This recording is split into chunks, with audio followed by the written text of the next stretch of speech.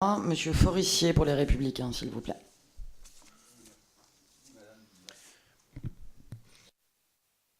Voilà. Monsieur Merci, L'Aquila, il faut Madame couper la le Présidente. micro.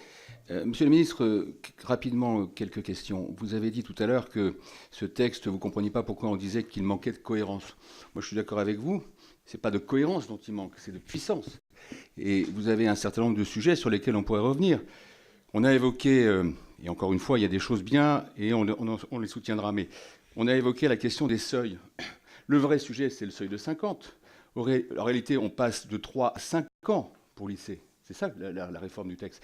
Mais le vrai sujet, psychologiquement, c'est 50. Quand vous regardez les aides aux entreprises dans les régions, toutes, dans la colonne des effectifs, sont bloquées à 49. J'en ai même vu une à 49,99 équivalent de temps plein.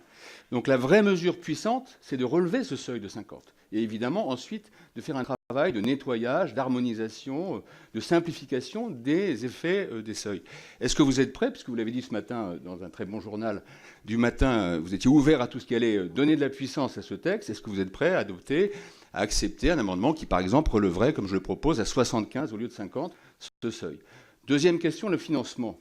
On ne dit rien, ça a été évoqué par Éric Woerth, sur le financement, l'investissement direct. Il n'y a plus d'ISF-PME. Vous n'avez pas voulu, il y a un an, faire un IFI-PME.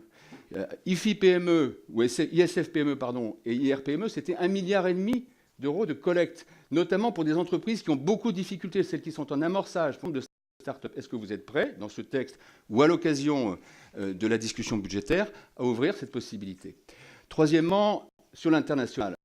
Vous supprimez les parlementaires du conseil d'administration ou d'orientation de Business France. On l'a évoqué tout à l'heure pour la Caisse des dépôts.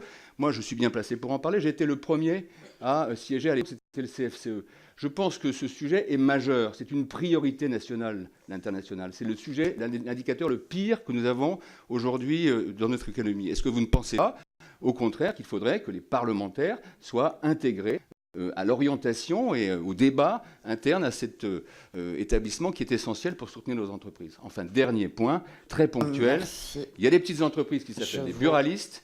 Ils sont partie prenante, acteurs majeurs de la Française des Jeux. Ils veulent savoir, et ils n'ont pas de réponse du ministère, s'ils pourront, eux aussi, racheter, avec les mêmes conditions que les salariés, des actions lorsque la Française des Jeux sera privatisée. Et c'est important pour nos territoires et nos quartiers. Merci, Monsieur le ministre, de votre précision. Je vous remercie.